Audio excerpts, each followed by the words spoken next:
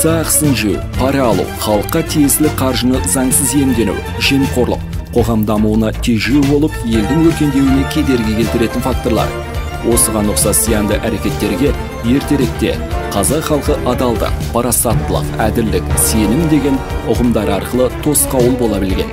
Ар мен намысты ту еткен азаматтар өзіне тиесілі болмаған дүниеге қол салмаған. Мамандар ұлттық тарихымызда сізбен біз ұялатындай сәттердің болмауын жоғарыда аталған құнды сенімдермен байланыстырады.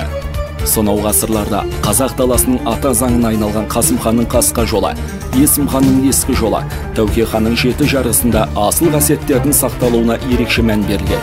Сен де сол құндылықтарды сақтай отырып, жемқорлыққа жол берме.